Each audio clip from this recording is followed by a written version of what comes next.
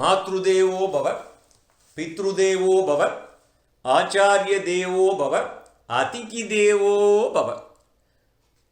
சச்சிதானந்த ரூபாய விஸ்வ உற்பத்தியாதி ஹேதவே தாபத்ரய விநாசாய ஸ்ரீ கிருஷ்ணாய வயம் நமஹ.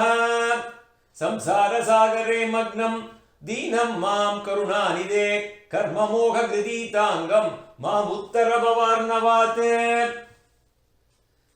முதல்ல நம்ம அம்மா அப்பாவை எல்லாரும் நமஸ்காரம் பண்ணிட்டு, நம்ம ஆச்சாரியனை நமஸ்காரம் பண்ணிட்டு, இன்னைக்கு திருவாடிபூரம் ஆண்டாள் அவதரித்த தினம்.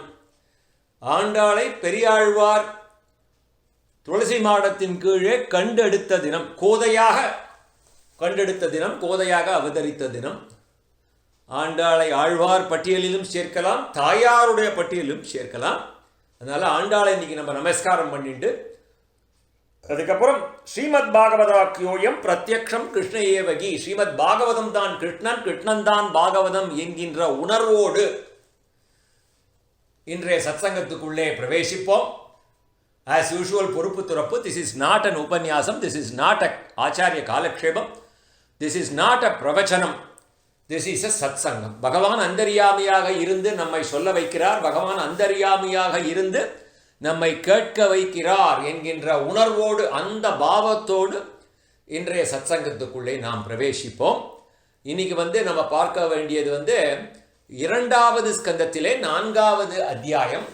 இதில் முக்கியமாக சுகரோட ஸ்துதி, சுகஸ்துதியை பார்க்க போகிறோம்.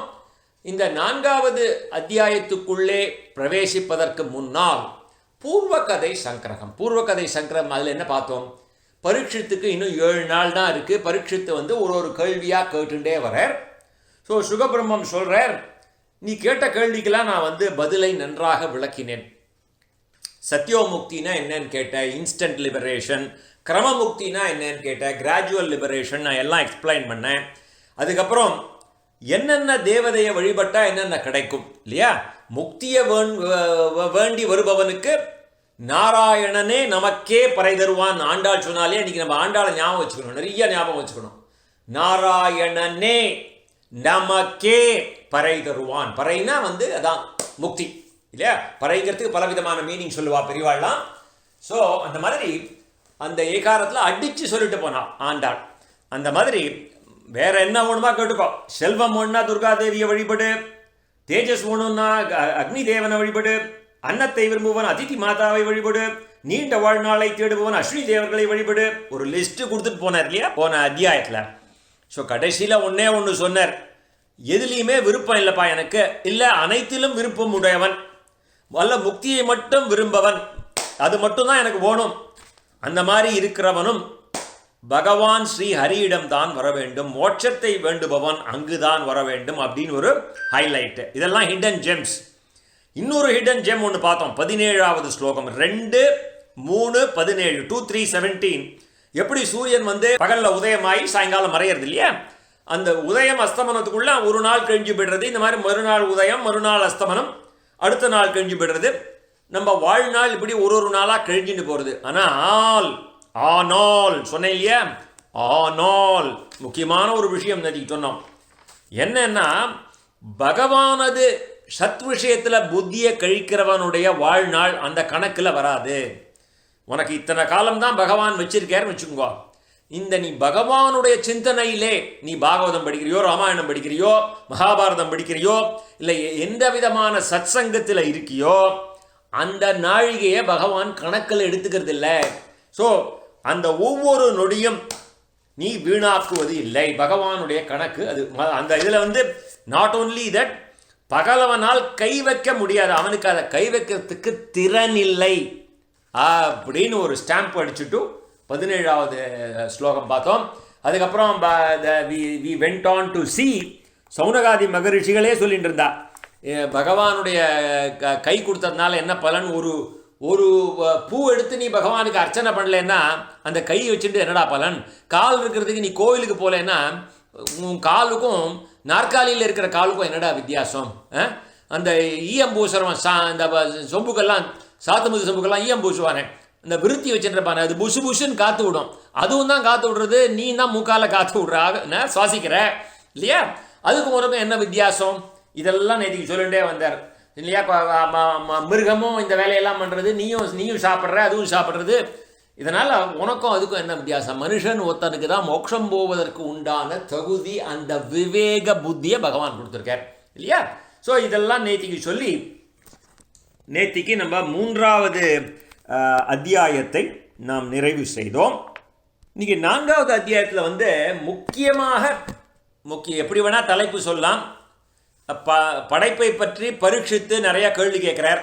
அதனால் சில பேர் இதுக்கு தலைப்பு படைப்பை பற்றி பரீட்சித்துடைய வினாக்கள் அப்படின்னு கேள்வி, அந்த மாதிரி ஒரு தலைப்பு கொடுத்துருப்பா. இதுக்கு ஸ்ரீ சுகருடைய ஸ்துதி, ஸ்ரீ சுகஸ்துதி அப்படின்னு சொல்லலாம். அதுவும் ஒரு மெயின் டாபிக். இதில் 2 மெயின் டாபிக் இல்லையா. பரீட்சித்து பகவான் எப்படி சிருஷ்டி பண்ணுறாருன்னு கேட்குற கேள்வி. ஸ்ரீ சுகஸ்துதிங்கிறது அதை சிருஷ்டியை பற்றி சுகபிரம்மம் பகவான் எப்படி சிருஷ்டி பண்ணார்னு சொல்கிறதுக்கு முன்னாடி பகவானை ஸ்துதி பண்ணுவேன். இந்த பாகவதத்தில் நம்ம நிறைய ஸ்துதிகள் இது வரைக்கும் பார்த்தோம். முதல்ல குருக்ஷேத்திர சண்டையில் இருக்கச்சே எப்படி அர்ஜுனன் ஸ்துதி பண்ணுவான், களம்பரச்சே எப்படி அப்புறம் உத்தர ஸ்துதி பண்ணுவோம், குந்தி ஸ்துதி பண்ணுவோம், அப்புறம் அசினாபுரத்து நகரத்து பெண்கள் எல்லாம் ஸ்துதி பண்ணுவா, அப்புறம் தர்மர் அங்கேருந்து ஒருவர் என்னை அழிச்சுட்டு எனக்கு என்னை விட்டுட்டு போகிறேன்னு சொல்லி அவர் இது பண்ணுவார். அதுக்கப்புறம் பீஷ்ம ஸ்துதி ரொம்ப ஃபேமஸ், அது பார்த்தோம். இத்தனை ஸ்துதிகள் நம்ம இதில் பார்த்துருக்கோம். முதல் முறையாக சுகஸ்துதி, சுகர் ஸ்துதி பண்ணுறார். ஏன்னா சுகரை பார்த்து பரீட்சித்து கேள்வி கேட்குறார். இந்த அதாவது சுகர் நிறைய விஷயம் சொல்ல போகிறார். இப்போ தான் நம்ம 2வது அத்தியாயத்தில் இருக்கோம் இல்லையா. 2வது ஸ்கந்தத்தில் இருக்கோம். 2வது ஸ்கந்தத்தில் இப்போ நம்ம 4வது அத்தியாயத்தில் இருக்கோம். மொத்தம் 335 அத்தியாயம் இருக்குது. நம்ம இப்போ தோராயமாக பார்த்துருக்கிறது 33 அத்தியாயம் தான் பார்த்துருக்கோம். 10% தான் பார்த்துருக்கோம். ஸோ இன்னும் எத்தனையோ விஷயம் சொல்ல போகிறார். பகவானுடைய லீலாவதாரங்கள்லாம் சொல்ல போகிறார், என்னென்ன லீலைகள்லாம் பகவான் பண்ணார்னு.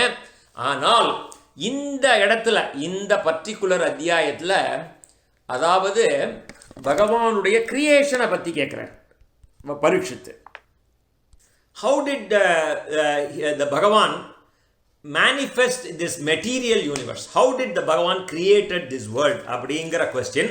அதனால் அந்த கிரியேஷனுக்கு உண்டான அவதாரங்கள் கம்பீரமான, அதாவது அதெல்லாம் மதுரமான லீலைகள். கிருஷ்ணர் விளையாடினது, பிருந்தாவன லீலை, கோகுல லீலை, மதுரா லீலை, துவாரகா லீலை, அதெல்லாம் பின்னாடி பார்க்க போகிறோம். மதுரமான எல்லாமே மதுரம் மதுரம் மதுரம் வரும் இல்லையா. அகரம் மதுரம்னு வல்லபாச்சாரியார் பாடின மாதிரி நயனம் மதுரம்னு வரும் இல்லையா. மதுரமான லீலைகள். இங்கே பகவானுடைய கம்பீரமான லீலைகள். ஏன்னா என்ன பார்க்க போகிறோம்? பகவான் எப்படி சிருஷ்டி ஸ்திதி சம்ஹாரம் பண்ணார், எப்படி படைத்தல், காத்தல், அழித்தல், கிரியேஷன், ப்ரொடெக்ஷன், அனிஹிலேஷன். இந்த இதுக்கு பேர் கம்பீரமான அவதாரங்கள் அப்படின்னு அவர் கேட்குறார். கேட்ட உடனே சுகர் இப்படி பார்க்குறார். நான் என்னப்பா சொல்கிறதுக்கு இருக்கே? ஸ்ரோதா வக்தா நாராயணக, ஸ்ரோதாவும் நாராயணன், வக்தாவும் நாராயணன். அவரை தான் நம்முடைய ஹிருதயத்திலேருந்து நம்ம சொல்ல வைக்கிறார். அவர் தான் உங்களோட ஹிருதயத்தில் உட்காந்து உங்களை கேட்க வைக்கிறார். இதில் நான் என்ன இருக்கு சொல்கிறதுக்கு? என்ன ஸ்ரோதா வக்தா நாராயணக அப்படின்னு சுகர் முதல்ல பகவானை நமஸ்காரம் பண்ணிட்டு மேலே தொடங்குறார்.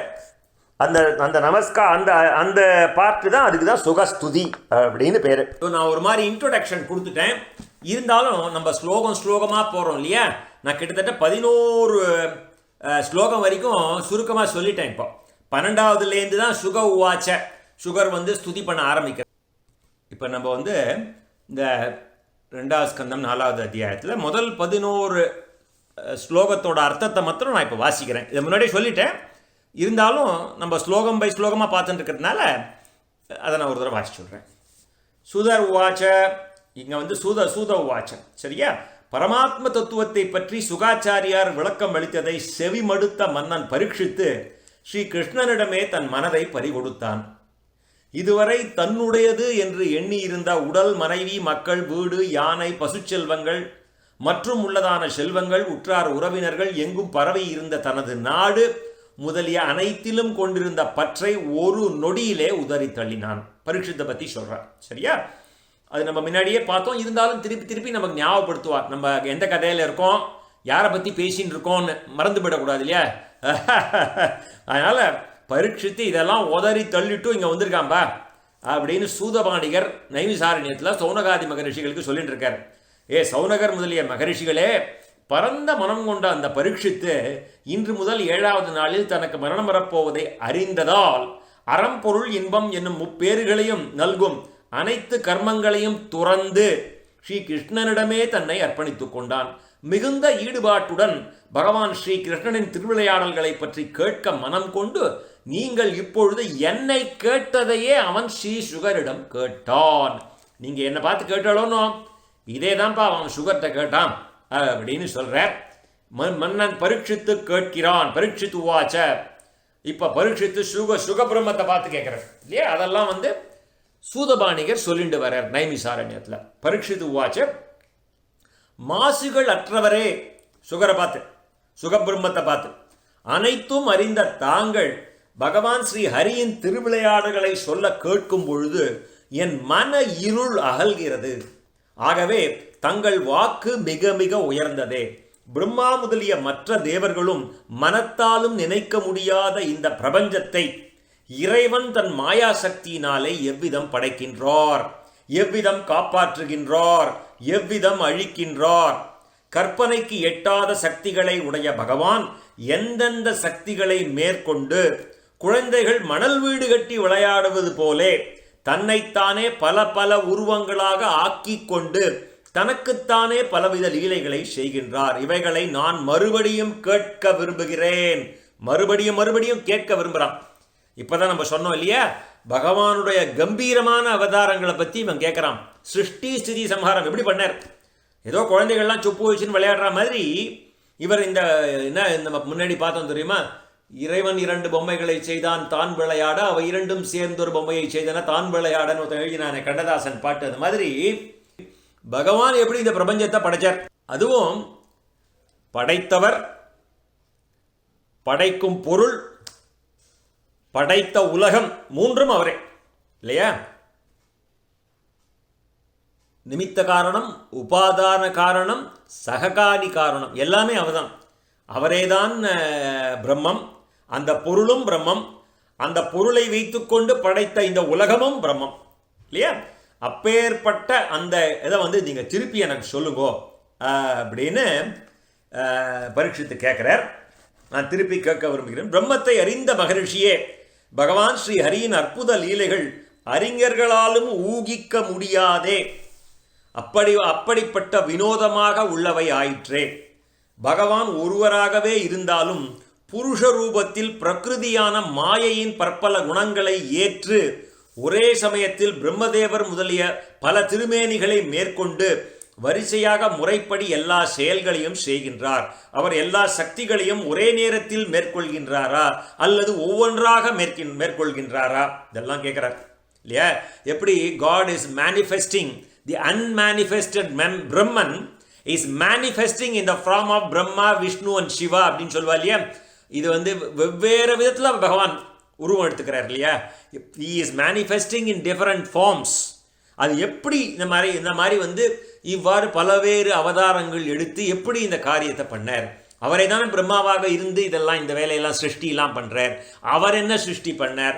பிரம்மா என்ன சிருஷ்டி பண்ணார்? இதெல்லாம் கேட்கிறார். அடுத்தது 10வது. சப்த ரூபத்தில் வேதங்களை பற்றிய ஆராய்ச்சியாலும் பரபிரம்மத்திடம் அந்த அனுபூதியாலும் மிகுந்த தேர்ச்சி பெற்ற பகவானாகிய தாங்கள் என்னுடைய இந்த ஆழ்ந்த விருப்பத்தை நிறைவேற்ற வேண்டுகிறேன். அதனால நீங்க the most qualified person to answer my question. அதனால நீங்க என்னோட இதெல்லாம் நீங்க கிளாரிஃபை பண்ணணும். என்னோட டவுட்ஸ், என்னோட கொஸ்டின்ஸ்க்கெல்லாம் நீங்க ஆன்சர் பண்ணணும் அப்படின்னு ஒரு விண்ணப்பம் வைக்கிறார். ஸோ இப்போ சூதபாணிகர் சொல்றார், இவ்வாறு பரீட்சித்து பகவானின் திருக்கல்யாண குணங்களை கூறுமாறு ஸ்ரீ சுகரை வேண்டவே அவரும் அனைத்து புலன்களையும் தன்பால் ஈர்த்து இயக்கும் பகவானை தியானம் செய்து, முதல்ல தியானம் பண்ணிக்கிறார், பகவானை தியானம் செய்து கூறத் தொடங்கினார். இதுதான் சுக உவாச்ச. இதுலேருந்து ஸ்ரீ சுக உவாச்ச. இதுக்கு பேரு சுகஸ்துதி அப்படின்னு சொல்லுவான் பாகவதத்தில். இது வந்து 12வது ஸ்லோகத்தில் ஆரம்பிக்கிறது. புருஷோத்தமனான பகவான் அளவற்ற மகிமை உடையவர். இந்த உலகத்தை படைத்து காத்து அழிக்க சத்வ ரஜஸ் தமஸ் என்கின்ற முக்குணங்களின் சக்திகளையும் ஏற்று பிரம்மா விஷ்ணு சிவா என்கின்ற 3 திருவுருவங்களிலும் அவர் விளங்குகின்றார் இல்லையா? இந்த செயலை செய்வதற்காக இந்த படைப்பு தொழில் இந்த 3 சத்வ ரஜஸ் தமோ என்ற 3 குணங்களின் சக்திகளை ஏற்று எதுக்காக படைத்து காத்து அழிக்க இதெல்லாம் இந்த சக்தியை ஏற்று பிரம்மா விஷ்ணு மகேஸ்வரனாக 3 திருவுருவங்களிலும் பகவான் விளங்குகின்றார். அவர் அசைவன அசையாதவன என்ற அனைத்து உயிரினங்கள் இதயத்திலும் அந்தர்யாமியாக பகவான் காட்சி அளிக்கிறார்.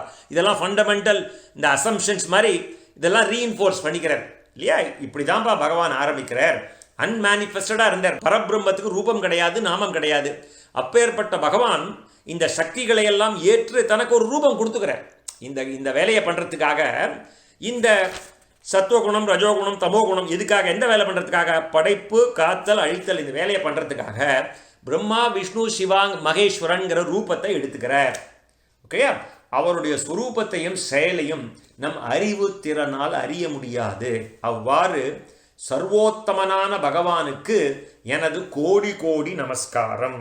அவர்தான் சர்வேஸ்வரன். ஈஸ்வரனுக்கெல்லாம் ஈஸ்வரனான அந்த சர்வேஸ்வரனை நமஸ்கரிக்கின்றேன். எப்படி ராஜாக்களுக்கெல்லாம் ராஜா சக்கரவர்த்தி அப்படின்னு சொல்லுவா இல்லையா? இத்தனை தேவதைகள் பார்த்தோம் நம்ம போன இதில் அத்தியாயத்தில். அந்த தேவதைகளுக்கெல்லாம் மேலே யார் இருக்கா? நம்ம பகவான் தான் இருக்கார் இல்லையா? அந்த பரபிரம்மம் தான் இருக்கார். அதுதான் இங்கே சொல்கிறார். ஈஸ்வரனுக்கெல்லாம் ஈஸ்வரனான அந்த சர்வேஸ்வரனான அந்த பகவானுக்கு எனது கோடி நமஸ்காரம்னு சொல்லி சுகபிரம்மம் அந்த பரீட்சித்தோட கேள்விக்கு பதில் சொல்ல ஆரம்பிக்கிறார். என்ன கேள்வி கேட்டான் இந்த இதில்? அவருடைய கம்பீரமான அவதாரங்களை லீலைகளை பற்றி சொல்லுங்கோ. பகவானுடைய கம்பீரம்னா என்ன? இந்த படைத்தல் கோத்தல் அழித்தல். ஏன்னா நம்ம மற்ற லீலைகள்லாம் நம்ம பார்த்துட்டோம், பார்க்க போகிறோம், விஸ்தாரமாக பார்க்க போகிறோம். 13வது ஸ்லோகம் சுகர் கண்டினியூ பண்ணுறார். பகவானை பற்றி இன்னும் தியானம் பண்ணிகிட்டே இருக்கார். பகவானை பற்றி தியானம் பண்ணிட்டு சொல்கிறார். சாதுக்களுடைய துன்பத்தை துடைத்து பாவங்களை போக்கி பக்தியை அளிப்பவர், தீயோர்களை அடக்கி அவர்களுக்கு நற்கதியை தருபவர். இதெல்லாம் ஸ்தோத்திரம் பண்ணுறார் ஒருவனா இல்லையா? பரமஹம்சர்களான துறவிகளுக்கு ஆத்மானுபவத்தை அந்த அனுபூதியை அளிப்பவர், சேத்தன அச்சேதனமான அனைத்தையும் தன்னுள் கொண்டவர். யாரு? எல்லாம் பகவான். தானும் அதனுள்ளே விளங்குபவர். ஆகவே பட்சபாதம் என்ற குற்றம் அற்றவர். அவ்வாறான ஸ்ரீமன் நாராயணனுக்கு திரும்ப திரும்ப நமஸ்காரம். அவருடைய குணங்களை சொல்லி சொல்லி நமஸ்காரம் பண்ணுவா இல்லையா? ஒரு குணமாக சொல்லி நமஸ்காரம் பண்ணிக்கிறார் சுகபிரம்மம். 14வது ஸ்லோகம் இது கொஞ்சம் முக்கியமான ஸ்லோகம் அப்படின்னு சொல்லலாம். இதில் இருக்கிற ஸ்லோகத்தில் 14, 15 ரெண்டுமே முக்கியமான ஸ்லோகம். 14வது ஸ்லோகம் என்ன? நமோ நமஸ்தேஸ்து விஷபாய சாத்பதாம் விதூர காஷ்டாய முகூகு யோகினாம் நிரஸ்த சாம்யாதி சயேன ராதசா ஸ்வதாமணி பிரம்மணி ரம்சியதே நமஹ. இது 14வது ஸ்லோகம். 15 சொல்லிடுறேன். யத் கீர்த்தனம் யத் ஸ்மரணம் யதீக்ஷணம் யத் வந்தனம் யத் ஸ்ரவணம் யதர்ஹணம் லோகஸ்ய சத்யோ விதுனோதி கல்மஷம் தஸ்மை சுபத்ரஸ்ரவசே நமோ நமஹ. தஸ்மை சுபத்ரஸ்ரவசே நமோ நமஹ. நமோ நமஹன்னு திருப்பி இந்த கடைசியில் எல்லா ஸ்லோகத்திலையும் வரும். இப்போ இந்த 14வது ஸ்லோகத்தை விஸ்தாரமாக பார்ப்போம். பக்தர்களை இவர் பரிபாலிப்பவர். பக்தியின்றி பிடிவாதத்துடன் சாதனை புரியும் வேஷதாரிகளாலே அவரை அறிய முடியாது. அவ்வாறான தங்களுக்கு திரும்ப திரும்ப நமஸ்காரம். ஒப்பு உயர்வு அற்ற பகவத் சக்தியினாலே தனக்குத்தானே மகிழ்ந்திருப்பவர். அதனால் பரபிரம்மம் என்று அழைக்கப்படுபவர். ஐஸ்வர்யத்தில் இவருக்கு இணையானவர் எவரும் இல்லை என்னும் போது மேலானவர் என்று எவர் இருக்க முடியும்? தனக்குத்தானே ஒளிர்ந்திடும் பரபிரம்மத்திடம் மகிழ்ச்சி கொள்பவர். அவ்வாறான பகவானுக்கு திரும்ப திரும்ப நமஸ்காரம். ஸோ இது 14. இந்த 14ல் என்ன சொல்ல வரேன்? இங்கே பகவானை பற்றி சொல்லுவோம் இல்லையா? ஒப்பிலி அப்பன், ஒப்பில்லா அப்பன். நம்ம ஊரில் என்ன பண்ணுவா? அவர் உப்பு போட்டு சாப்பிட மாட்டேன்னு சொல்வார் அந்த இதில். அதனால் அவருக்கு உப்பிலி அப்பன், உப்பில்லா அப்பன்னு ஒரு பேர் உண்டு. ஆனால் அவருக்கு வந்து ஒரிஜினலாக அவரை சொல்கிறது வந்து ஒப்பில்லா அப்பன், அவருக்கு நிகர் அவரே, அவருக்கு மேலே யாரும் கிடையாது, அவரோட நீ யாரையும் ஒப்பிடவே முடியாது, ஒப்பில்லா அப்பன், அவருக்கு நிகர் அவரே. அப்படி அப்பேற்பட்ட சர்வேஸ்வரன் அவரை நமஸ்கரிக்கின்றேன்னு முதல்ல ஒரு வார்த்தை சொல்கிறார். அடுத்தது என்ன சொல்கிறார்? அவர் ஒரு பக்த வத்சலன், யோகிகளுக்கு பக்கத்திலே இருக்கார், ஆனால் குயோகிகளுக்கு, குயோகிகள் தான் என்ன, கெட்டவர்களுக்கு வெகு தூரத்தில் இருப்பவன், அதாவது தூரமாகவும் சமீபமாகவும் இருக்கின்றான் அப்படின்னு சொல்வார். எப்படி அதை எப்படி அர்த்தம் கொள்வது அப்படின்னு சொல்லி கிருஷ்ணபேமி அண்ணாக்க ஒரு உதாரணம் கொடுப்பேன். என்ன உதாரணம்னா, ஒருத்தனுக்கு வந்து ஒரு குடிசையில் வாழ்ந்துட்டு இருக்கான், அவன் வீட்டு அடியில் ஒரு பெரிய புதையல் இருக்குது, ஒரு 1 கோடி ரூபாய் மதிப்புள்ள ஒரு புதையல் இருக்குன்னே வச்சுப்போமே. அந்த 1 கோடி ரூபாய் மதிப்புள்ள புதையல் அவன் வீட்டில் இருக்குங்கிறது அவனுக்கு தெரியாது. அவன் வந்து அந்த வீட்டில் குடுத்தனம் பண்ணிட்டு எப்பவும், ஏன்னா அவனோட அந்த தாரித்திரத்திலே தான் இருந்துட்டு இருக்கான். ஏன்னா அவனுக்கு அது அவன் சமீபத்திலேயே இருந்தாலும் அந்த தனம் வந்து அவனுக்கு வெகு தூரத்தில் இருக்கிறது. அவன் சம்பாதிக்கணும்னு அவசியம் இல்லை. அதாவது அவனுக்கு விஷயம் தெரிஞ்சுதுன்னா அதை வந்து அந்த வீடை வந்து பிரிச்சுட்டு கட்டும்போது அந்த பூமியை தோண்டினாலோ, இல்லை வந்து வெளியூரில் வந்து நம்ம ஊர்லெல்லாம் மை போட்டு பார்ப்பாள், எனக்கு எதாவது புதையல் இருக்கா சார் பாருங்க அப்படின்னு, அந்த மாதிரி யாராவது கண்டுபிடிச்சு சொன்னாலே வழிய அவனுக்கு அங்கே இருக்கிறது தெரியாது. அது அருகிலே இருந்தாலும் அது வெகு தூரத்தில் இருக்கிறது. ஆனால் அவன் என்ன பண்ணுறான் பாவம், வரவாழ்ட்டான், நான் கஷ்டப்படுறேன் தான் சொல்லிட்டு இருக்கான். அதே மாதிரி தான் பகவான் நம்ம அந்தரியாமையாக நம்ம ஹிருதயத்திலே இருக்கான், அந்த உணர்வு நமக்கு தெரியல. பகவான் தான் ஆந்தரியாமையாக ஆத்மாராமராக நம் ஹிருதயத்திலே இருக்கிறான்னு திடமாக இருக்கான், நம்பிக்கையாக இருக்கான் இல்லையா. அவன் வந்து மௌனமாக இருப்பான், ஏன்னா அவனுக்கு திட நம்பிக்கை இருக்கு. அந்த நம்பிக்கை இல்லாதவன் தான் எங்கேயோ இருக்கானோ பகவான், நான் இவ்வளோ கஷ்டப்படுறேன், இவ்வளோ சிரமப்படுறேன், எங்கே இருக்கானோ அவன் காதுலேயே கேட்காதா அப்படின்னு நம்ம சொல்லுவோம் இல்லையா. அது வந்து அதே தான், இதே எக்ஸாம்பிள் தான் அது கீழேயே அந்த புதையல் இருந்தாலும் அவனுக்கு அது தெரியாத மாதிரி நமக்கும் அது தெரியவில்லை.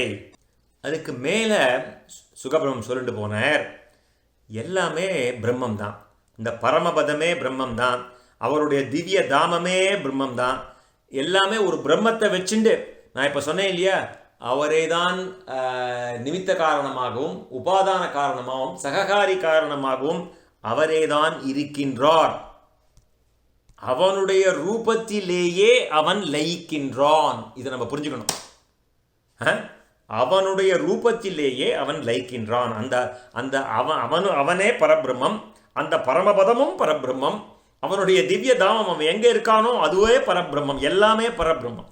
அவரும் இன்ஃபினிட்டி, எதை வச்சுன்னு இந்த உலகத்தை சிருஷ்டி பண்ணுறாரோ அதுவும் பரபிரம்மம், அந்த சிருஷ்டி அதுவும் பரபிரம்மம். அதுதான் அந்த பாயிண்ட்டை வந்து இங்கே சுகபிரம்மம் இன்னொருத்தரும் ஸ்ட்ரெஸ் பண்ணுறார். அப்பேற்பட்ட பரபிரம்மத்தை அடைவதற்கான வழி என்ன அப்படிங்கிறது 15வது ஸ்லோகம். 15வது ஸ்லோகத்தில் என்ன பார்த்தோம்? யத் கீர்த்தனம், எவருடைய கீர்த்தனமும், யத் ஸ்மரணம், எவருடைய ஸ்மரணமும், யதீக்ஷணம், எவருடைய தர்சனமும், யத் வந்தனம், எவரை வணங்குவதாலும், யத் ஸ்ரவணம், எவருடைய சரித்திரத்தை கேட்பதாலும், யதர்ஹணம், எவரை பூஜை செய்வதாலும் ஜனங்களுடைய பாபத்தை அப்பொழுதே அது நாசம் செய்கிறதோ அந்த மங்களகரமான கீர்த்தியுடைய அந்த பகவானுக்கு அடிக்கடி நமஸ்காரம் அப்படின்னு சொல்றாரு. பரபிரம்மம்னா என்னங்கிறத விளக்குறார். அன்மேனிஃபெஸ்டட் எப்படி இருக்கார், மேனிஃபெஸ்டட்ல எப்படி இருக்கார், எல்லாமே பரபிரம்மம் தான் சொல்லிட்டு, எப்படி தூரத்துலையும் இருக்கார் கிட்டக்கையும் இருக்கார், ஏன் தூரத்தில் இருக்கார் ஏன் கிட்டக்க இருக்கார்ன்ற எக்ஸ்பிளனேஷன்லாம் கொடுத்துட்டு அப்பேற்பட்ட பரபிரம்மத்தை எப்படி அடையிறதுன்னு கேட்டா சொல்லிண்டே வரார். யத் கீர்த்தனம், எவருடைய கீர்த்தனமும், யாரை கீர்த்தனம் பண்ணா, யத் ஸ்மரணம், யாரை ஸ்மரணம் பண்ணா, யதீக்ஷணம், யாரை தர்சனம் பண்ணா, யத் வந்தனம், யாரை வணங்கினா, யத் ஸ்ரவணம், யாரோட சரித்திரத்தை கேட்டா, யதர்ஹணம், யாரை பூஜை பண்ணா ஜனங்களுடைய பாபத்தை அது அப்பொழுதே நாசம் செய்கிறதோ. எப்பொழுதே அன்னைக்கு நேற்று பார்த்தோம் இல்லை, தீயினில் தூசாகும் செப்பேலோ ரெம்பாவா. இன்னைக்கு ஆடிப்பூரம், திருவாடிப்பூரம் அடிக்கடி நினச்சிக்கணும் பகவானை இல்லையா. நம்ம இந்த தீயினில் அந்த மாயனை, மண்ணுவட மதுரை மைந்தனை, தூய பெருநீர் யமனை துறைவனை, ஆயர்குலத்தினில் தோன்றும் மணி விளக்கை, தாயை குடல் விளக்கம் செய்த தாமோதரனை, அப்பேற்பட்ட தாமோதரனை தூயோமாய் வந்து தூமலர் தூவி தொழுது வாயினால் பாடி மனத்தினால் சிந்தித்து போய பிழையும் புகுதருள்வான் நின்றனும் தீயினில் தூசாகும். அதே திருப்பாவை தான் இங்கே வந்து அதையே பாகவதத்தில் சொல்லப்பட்டது தான் ஆண்டாள் திருப்பி திருப்பி ஸ்டாம்ப் அடிச்சுட்டு இருக்காங்க நாராயணன். ஸோ இந்த 2 ஸ்லோகம் தான் முக்கியமான ஸ்லோகம், 14, 15. இதுக்கப்புறம் மேலே படிச்சுட்டு போவோம். 16வது ஸ்லோகம். விவேகிகள் எந்த பகவானுடைய திருவடிகளை சேவிப்பதால் இந்த உலகிலும் பரலோகத்திலும் மனத்தின் பற்றுதலை விட்டுவிட்டு சிரமமில்லாதவர்களாக பிரம்மஞானத்தை அடைகின்றார்களோ மிக மங்களகரமான கீர்த்தியுடைய அந்த பகவானுக்கு அடிக்கடி நமஸ்காரம். தஸ்மை சுபஸ்திரஸ்ரவசே நமோ நமஹ. தஸ்மை சுபஸ்திரஸ்ரவசே நமோ நமஹ. அடிக்கடி நமஸ்காரம் அப்படின்னு அடுத்த ஸ்லோகம். தவம் செய்பவர்கள், தானம் அளிப்பவர்கள், பெரும் புகழ் படைத்தவர்கள், நல்ல மனம் படைத்தவர்கள், மந்திரமும் அதன் பொருளும் அறிந்து தமது கர்மானுஷ்டானங்களை செய்பவர்கள், ஒழுக்கம் தவறாத பக்திமான்கள் யாராக இருந்தாலும் சரி, அவர்கள் முன்பு கூறிய தவம் தானம் முதலியவைகளை இறைவனிடம் அர்ப்பணம் செய்யாவிடில், எல்லாத்தையும் பண்ணிட்டு சர்வம் கிருஷ்ணார்ப்பணம் வஸ்துன்னு அந்த மாதிரி பண்ணலையானால் அதன் பயன்களை அவர்கள் பெறுவது இல்லை. அதனால் அவர்களுக்கு நலமும் கிட்டுவதில்லை. அப்படி மங்களமான புகழ் கொண்ட பகவானை திரும்ப திரும்ப வணங்குகிறேன். எல்லாமே நம்ம முன்னாடி பார்த்தோம் இல்லையா, நான் பண்ணலப்பா, இது நீ பகவான் பண்றார். நான் கர்ம பல தியாகம் மாதிரி நான் பண்ணலப்பா, இதெல்லாம் பகவான் பண்றார், நான் எதுவுமே பண்ணலை. தவம் செய்பவர்கள், தானம் அளிப்பவர்கள், பெரும் புகழ் படைத்தவர்கள், நல்மனம் படைத்தவர்கள், மந்திரம் அதன் பொருளறிந்து தமது கர்மானுஷ்டானங்களை செய்பவர்கள், ஒழுக்கம் தவறாத பக்திமான்கள் யாராக இருந்தாலும் சரி, அவர்கள் முன்பு கூறிய தவம் தானம் முதலியவைகளை இறைவனிடம் அர்ப்பணம் செய்யாவிடில், எல்லாம் பண்ணிட்டு காயேன வாச்சா மனுஷேந்திரியைவா புத்தியாத்மனாவா துருதய சபாவாத் கரோமி யத் சகலம் பரஸ்மை ஸ்ரீமன் நாராயணாயேதி சமர்ப்பயாமி, அதன் பயன்களை அவர்கள் அர்ப்பணம் செய்யாவிடில் அவர்கள் பெறுவது இல்லை. இந்த இவாள்லாம் சொல்கிறார், கர்மானுஷ்டானம் பண்ணுறவா, கர்ம மார்க்கம் ஃபாலோ பண்ணுறவா, பக்தி மார்க்கம் ஃபாலோ பண்ணுறவா, ஞான மார்க்கம் ஃபாலோ பண்ணுறவா, அதே மாதிரி ஆசிரம தர்மங்கள், சந்நியாச ஆசிரம தர்மம் ஃபாலோ பண்ணுறவா இல்லையா, எவ்வளோ வசத்தியான இது எல்லா விஷயமும் பண்ணிட்டோ நீ வந்து பகவானுக்கு அதை அர்ப்பணிக்கலைன்னா அதனால் ஒரு பயனும் இல்லை. ஸோ இதெல்லாம் வந்து அதாவது பண்ணுறதுக்கு உண்டான அதிகாரிகள், அந்த அதிகாரம் இருந்தும் அதை நீ அர்ப்பணிக்கவில்லையானா அதனால் ஒரு பிரயோஜனம் இல்லை. அடுத்தது வந்து இந்த ஆச்சாரம் இல்லாத வாழ்க்கை இல்லையா, இப்போ கர்மானுஷ்டானம் பண்ணணுன்னாலும் சில ஆச்சார அனுஷ்டானங்கள்லாம் இருக்குது. மற்ற இந்த ஆச்சாரங்கள்லாம் இல்லாதவா அடுத்தது சொல்கிறேன் பாருங்க. ஏன் இந்த கர்மானுஷ்டானம் பக்தி மார்க்கம் ஞான மார்க்கம் அந்த கேட்டகரியில் வராதவா கிராதர்கள், யார், பிராணிகளை இம்சிப்பவர்கள், ஹூணர்கள், தீவில் வாசம் செய்யும் வெண்மை நிறமுடையோர், ஆந்திரர்கள், புலினர்கள் வேடர்களிலே ஒரு பிரிவு, புல்கசர்கள் பசுவை துன்புறுத்துபவர்கள், மீனவர்கள், கங்கர்கள் கங்கம் எனும் பறவையின் இறைச்சியை உண்பவர்கள், யவனர்கள் மிலேச்சர்கள், கசர்கள் ஆயுதங்களுக்கு சாணை பிடிப்பவன், இன்னும் பல்வேறு பிரிவுகளில் பிறந்த அனைவரும் இறைவனது அடியார்களை அண்டி தமது பாவத்தை துளைத்து தூய்மை பெறுகிறார்கள். அப்படிப்பட்ட சர்வசக்தனான அந்த பகவானை நான் வணங்குகிறேன். தஸ்மை சுபத்ரஸ்ரவசே நமோ நமஹ. அடிக்கடி நமஸ்கரிக்கின்றேன். இந்த கர்மயோகமோ பக்தி மார்க்கமோ ஞான மார்க்கமோ இவாள்லாம் அனுஷ்டிக்காத இந்த மாதிரி ஜனங்கள் இருக்கா இல்லையா, இவாளுக்கெல்லாம் எப்படி சத்கதி, இந்த உஜ்ஜீவனம் எப்படி அடைய முடியும் அப்படிங்கிறதுக்கு அவள் என்ன சொல்கிறார், இறைவனது அடியார்களை அண்டி தமது பாவத்தை துளைத்து தூய்மை பெறுகிறார்கள். அப்படின்னா யார், ஒரு ஆச்சாரியனை, எல்லாமே நம்மளுமே நீ பக்தி மார்க்கம் பண்ணல, ஞான மார்க்கம் பண்ணல, கர்ம மார்க்கம் பண்ணலைன்னா என்ன பண்ணுறோம், சரணாகதி மார்க்கம்னு ஒரு வழி இருக்கு இல்லையா, ஆச்சாரிய முக்கேன நம்மளாம் போய் பரநியாசம் பண்ணிக்கிறோம் இல்லையா, எனக்கு ஒன்றும் தெரியாதுப்பா, நான் ஏதோ பிறந்துட்டேன், எனக்கு ஒன்றும் தெரியாது, சர்வதர்மான் பரிச்சஷ்ய மாம் ஏகம் சரணம் பிரஜா அகம் துவாம் சர்வபாபேபியோ மோக்ஷயிஷ்யாமி மாசுச்சகன்னு சரணாகதி பண்ணுறோம் ஆச்சாரியன் மூலமாக. அந்த மாதிரி இந்த மாதிரி ஒன்றுமே தெரியாதவா, ஆச்சாரம் அனுஷ்டானங்கள்லாம் தெரியாதவாளுக்கு ரொம்ப சுலபமாக ஆச்சாரியன் மூலமாக ஆச்சாரியனோட கடாட்சம் பட்டாலே போரும் அப்படின்னு சொல்லுவாங்க இல்லையா. நம்ம நாரதர் கதை பார்த்துருக்கோம். நாரதர் வந்து ஒரு வேலைக்காரியோட பிள்ளையாக தான் இருந்தார் முன் ஜென்மத்தில். அப்போ வந்து சாதுர்மாசியத்தில் அங்கே வந்த சாதுக்களுக்கு ஒரு 4 மாதம் அம்மா கைங்கரியம் பண்ணிட்டு இருந்தா, இவர் கூடமாட இருந்து ஒத்தாசை பண்ணிட்டு இருந்தார்.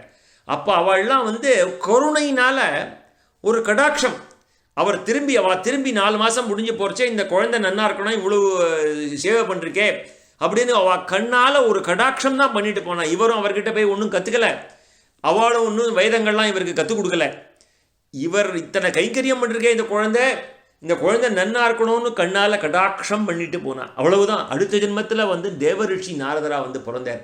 அதனால் சாதுக்களுடைய கடாட்சம் திருஷ்ட மாத்திரேன அப்படின்னு சொல்லுவார்.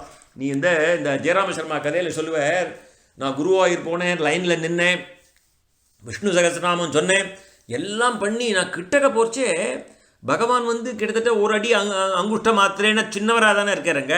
அதை மாலையெல்லாம் போட்டு மறைச்சுட்டா நான் பகவானை பார்க்கவே இல்லை, நீங்களாம் பார்த்தீங்களான்னு கேட்டாலாம். அதே மாதிரி பகவானை பார்க்கறதுக்கு எவ்வளவு பேர் வரா, குருடன்கள் வரா, அவளுக்கு பகவான் கண்ணுக்கு தெரியறதில்ல.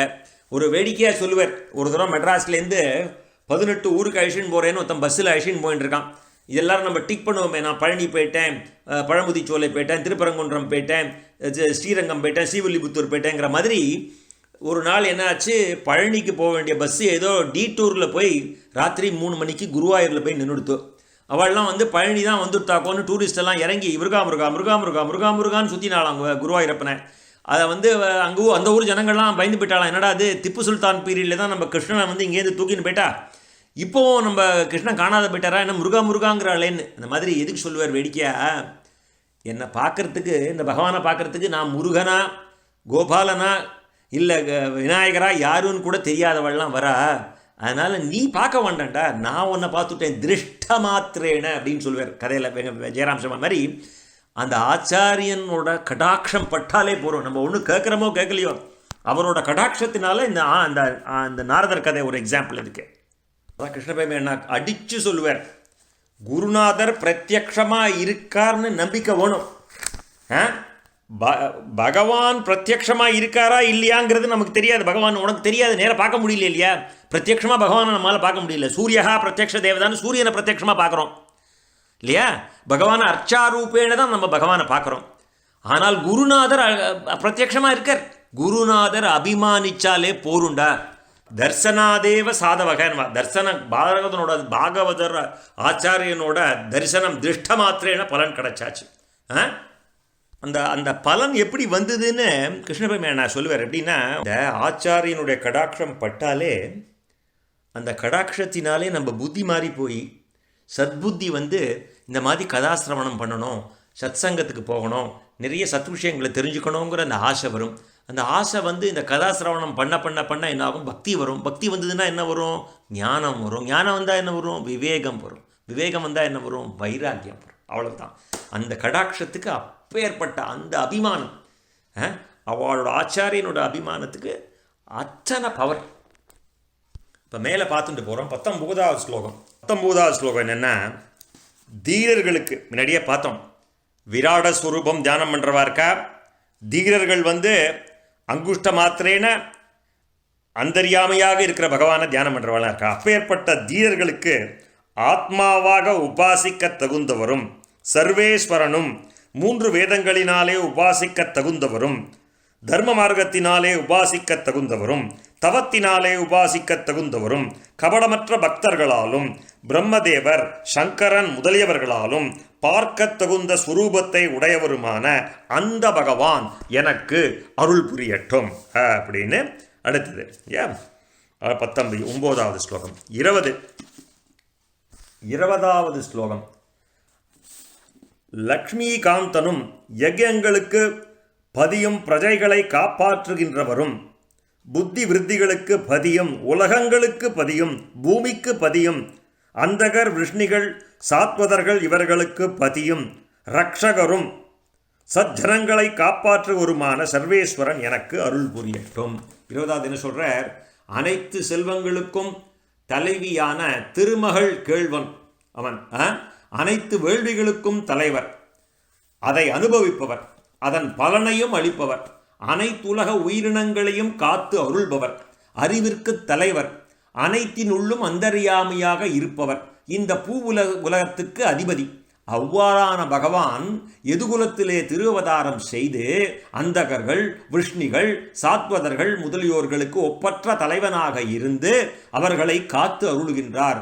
சாது ஜனங்களுக்கு ஒரே பற்றுக்கேடான அடியார்களுக்கு எளியவரான அந்த பகவான் எனக்கு அருள் புரிய வேண்டும். ஒன்று ஒன்றா கேட்டு வர அவருடைய ஒரு குவாலிட்டிஸ், பகவானுடைய குவாலிட்டிஸை சொல்லிகிட்டே வர. இது 20வது ஸ்லோகம். இதில் ஒன்றும் எக்ஸ்பிளைன் பண்ணுறதுக்கு ஒன்றும் இல்லை இல்லையா? Simple simple simple. அனைத்து வேள்விகளுக்கும் தலைவர், அதை அனுபவிப்பவர், அதன் பலனை அளிப்பவர், இதெல்லாம் சொல்லிட்டு வர இல்லையா? தெரியாதவாளுக்கு ரீஇன்ஃபோர்ஸ்மெண்ட். தெரியாதவாள்னா என்ன? நம்ம எல்லாருமே அஜ்ஞானிகள் தான். அடுத்தது, அறிவாளிகள் பகவானுடைய திருவடி தாமர்களை சமாதி நிலையிலே தியானம் செய்து, சமாதி நிலையில பகவானை தியானம் பண்றா இல்லையா? அதாவது ரூப நாமம் இல்லாத பகவானை இல்லையா, அந்த மாதிரி ஒரு பகவானை, பரபிரம்மத்தை தியானம் பண்றவா இருக்கா இல்லையா? அந்த மன தூய்மை பெற்று ஆத்ம சாட்சா்காரம் அவர்கள் பெறுகிறார்கள். இந்த அத்வைத பரமா பார்த்தோம் இல்லையா? ரூபம் கிடையாத வாழ்க்கை, நீயே பிரம்மம் என்று உணர்ந்து அப்பேற்பட்ட பகவானுடைய திருவடி தாமர்களே சமாதி நிலையிலே தியானம் செய்யும் அந்த மன தூய்மை பெற்ற ஆத்ம சாட்சா்காரம் அவர்கள் பெறுகிறார்கள். அவ்வாறு அனுபூதி பெற்றதும் தங்கள் புத்திக்கும் விருப்பத்திற்கும் ஏற்றவாறு பகவானுடைய தத்துவங்களை வர்ணிக்கின்றனர். The self-realized souls and the God-realized souls பிறருக்கும் எடுத்து இயம்புகின்றனர். அவள்லாம் இல்லையா? அன்பையும் முக்தி இன்பத்தையும் அருளும் அந்த முகுந்தரான பகவான் எனக்கு அருள் புரியட்டும் இல்லையா? அடுத்தது, படைப்பின் தொடக்கத்திலே பிரம்மதேவருக்கு முன் கல்பத்தின் அந்த படைப்பு திறனை, அந்த நினைவை தூண்டிவிடுவதற்காக ஞானத்தின் தலைவியான சரஸ்வதியையே பகவான் ஏவினார்.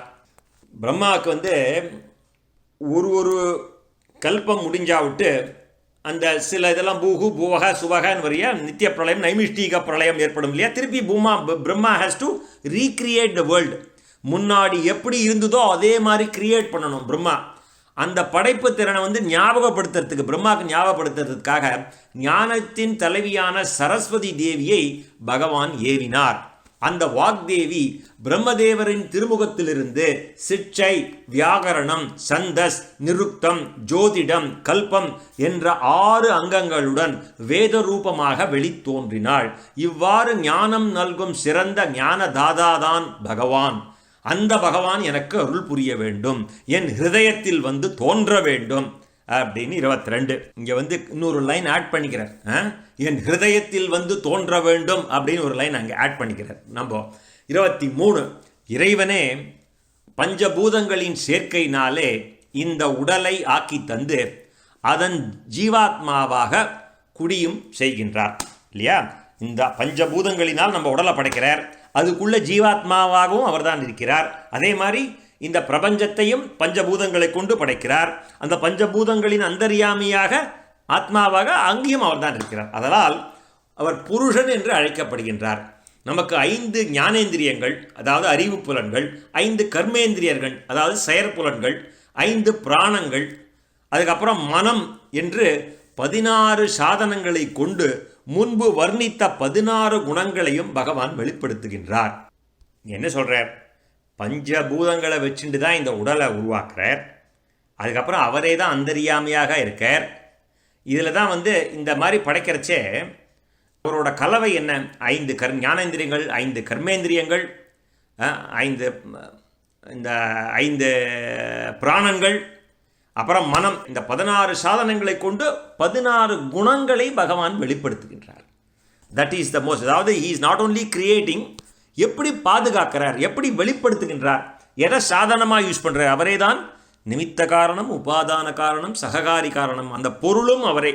எப்படி அந்த சாதனங்களை கொண்டு அந்த குணங்களை அவர் வெளிப்படுத்தி அதை பாதுகாக்கின்றார் அப்படிங்க. அப்பேற்பட்ட அந்த பகவானை, இந்த சிருஷ்டி ஸ்திதி சம்ஹாரம், அப்பேற்பட்ட பகவானை நமஸ்கரிக்கின்றேன். சிம்பிளாக சிருஷ்டி ஸ்திதி சம்ஹாரம்னு சொல்லாமல் எப்படி பஞ்சபூதங்களை கொண்டு இப்பேற்பட்ட 16 ஐட்டம் கொண்ட ஒரு கலவையை உருவாக்கி அந்த 16 குணங்களை வெளிப்படுத்தி அதை பாதுகாக்கின்றார் அப்படிங்கிற அப்பேற்பட்ட பகவானை நமஸ்கரிக்கின்றேன் அப்படிங்கிறது 23.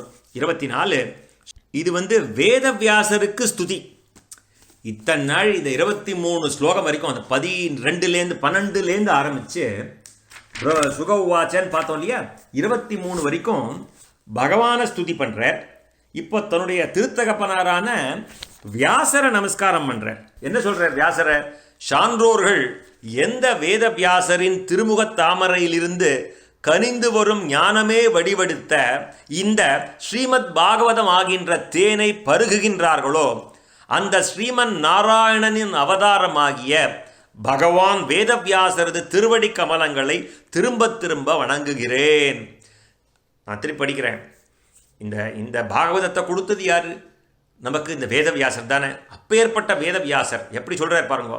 எந்த வேதவியாசரின் திருமுகத்திலிருந்து, அந்த திருமுக தாமரையிலிருந்து கனிந்து வரும் ஞானமே வடிவெடுத்த இந்த ஸ்ரீமத் பாகவதம் ஆகின்ற தேனை எப்படி சான்றோர்கள் பருகுகின்றார்களோ அந்த ஸ்ரீமன் நாராயணனின் அவதாரம் வியாசாய விஷ்ணு ரூபாய அப்பேற்பட்ட பகவான் வேதவியாசரது திருவடி கமலங்களை திரும்ப திரும்ப வணங்குகிறேன் அப்படின்னு சொல்லி வியாசர நமஸ்காரம் பண்ணி இதை முடிக்கிறார்.